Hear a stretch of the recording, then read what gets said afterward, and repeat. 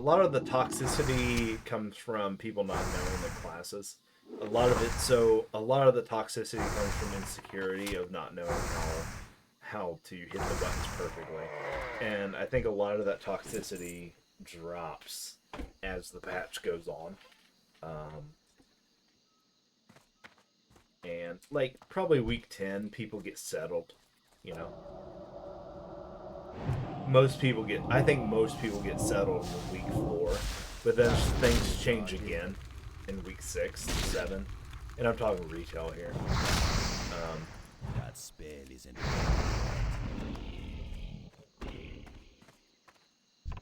So, but I totally understand where you come from on the players can be toxic, and it depends on where they're coming from too. Like if they're just being like jackasses and just being funny, or you know, but then there's some people that just they need to like tone it down a couple levels and just understand that this community doesn't need that kind of stuff. You know, they come here to you know, get away from work, get away from life. They don't need extra stress in their life, basically.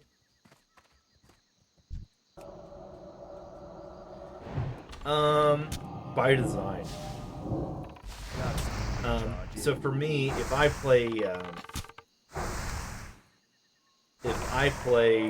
PvP, I don't play WoW PvP. I just go play a MOBA because one, MOBA PvP in my opinion is better PvP. And two, I think people bring the WoW toxicity with them, and I don't like that necessarily.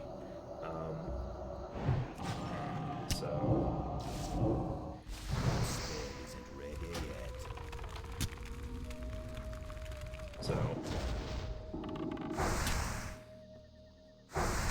and PvP is so like individual based. It's like there's just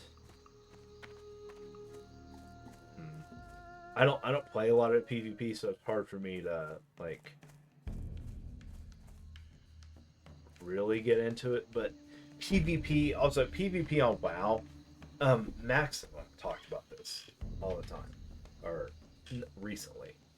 He had a viewer.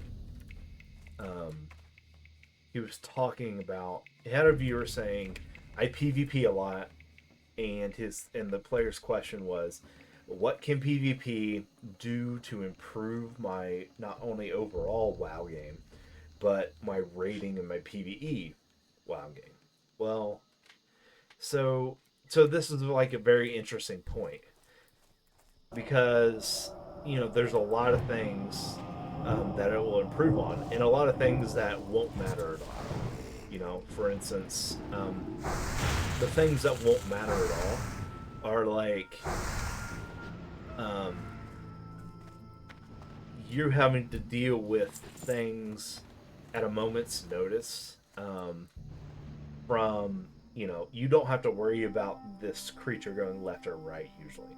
They're going to do relatively the same thing every time during the encounter, as long as your positioning towards that encounter is the same for the most part. So, for one is PvE is more predictable than PvP. So what PvP does for us as players is it makes us react faster.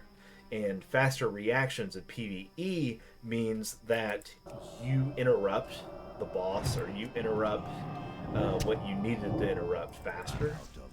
You needed to interrupt, you know, you did what you needed to do, and you found the button, and your UI is set up to where you can do all these things too. The other thing that PvP really does in WoW is it makes you set up your UI to which the first point is possible. So, because in PvP, if you're looking for how to interrupt something and you don't have a certain keybind to it or anything like that, you're behind. You're already stunned and dead. You know, so you get the direct punishment. Well, PvP can teach you that. PvP can also teach you about positioning and dynamic movements while doing your rotation and using defensive spells at the same time. So, and that's probably the biggest point is positioning on boss. And you hear this all the time, like people lose DPS for being out of position, and that's true.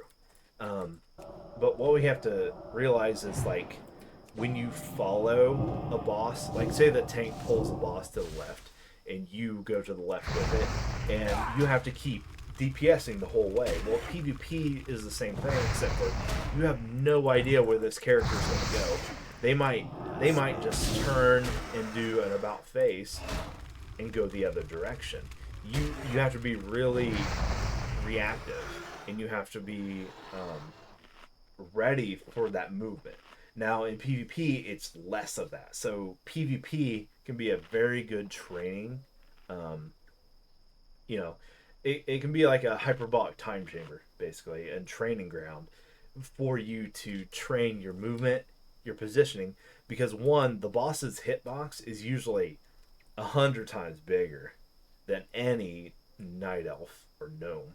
You know, that's why people play gnomes in PvP, because you can't see them. So also on that note, PvP also helps with target allocation.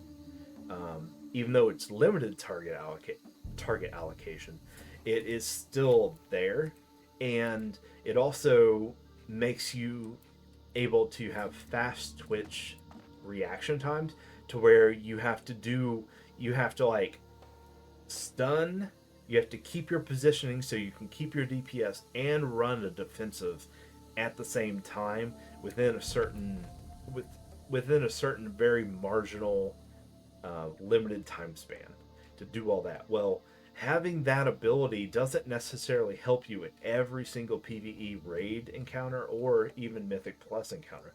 However, having the ability to know that you can do such a thing in this amount of time allows you to schedule in a PvP environment after you've had 50 or to 100 pulls of this to be able to make that happen easier, crisper, and you know the UI and your muscle memory for your fingers is already intact, which is really, really nice for raid progression, because that means you're able to already see you're already your ability to hit the buttons in the correct order is just there. You know, you don't have to mess with your UI. You don't have to mess with anything. You just know that you can do that. Um, but that's what PvP is to me. PvP is this. Oh yeah, I have very minimal. I'm watching Dama, right now, as I think most of us are. I've seen very minimal abridged. Um, I think it's hilarious though what I have.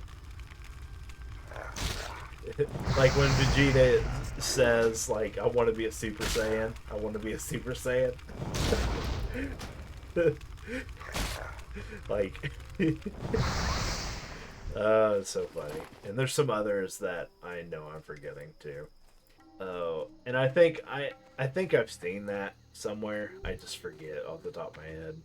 Um, anyway, is there anything else other than positioning? I think, like I said, I think PvP really helps. Um, really helps players learn and understand their UIs and how to bring in all these abilities very fast while running their rotation seamlessly. And what it does is you can take that and translate that directly to a raid boss encounter on a grandiose scale. And then for most, you don't need to stun things and see hard CC things um, in boss encounter and raid encounters a whole lot. I mean, you do here and there. So you take one of those variables away, and now you have to do two. two of the three, which makes you a better WoW player overall because you're doing more damage while protecting yourself and interrupting and doing all the things you need to do that would be in a PvE scenario that is random and chaotic, where the whole point of like PvE settings is to control the chaos kind of thing in a different way. Obviously, you're going to have bad pulls and things, and there's going to be just bad RNG. Somebody's going to get credited too much. Something's going to happen. So I'd say that's about it.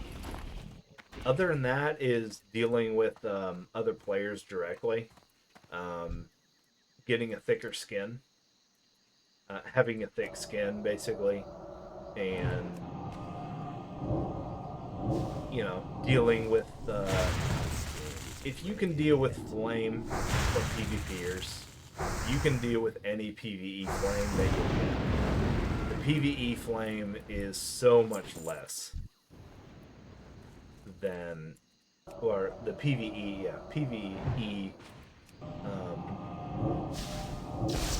flame that you'll get from players is so much less than the PvP stuff.